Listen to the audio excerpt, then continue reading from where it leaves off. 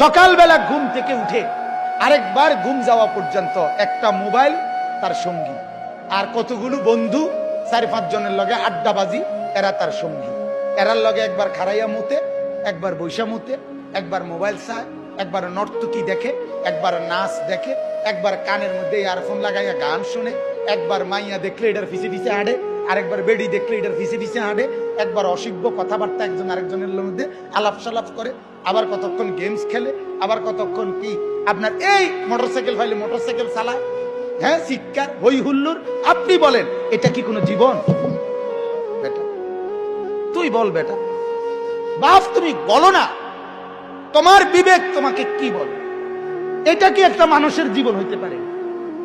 বিনোদন বুঝি মানুষের 24 ঘন্টার, মানুষের জীবনের 24 ঘন্টা বুঝি ফুর্তিতে কাটে? হ্যাঁ, বিনোদন বুঝি একটা মানুষের সারাক্ষণের কাম?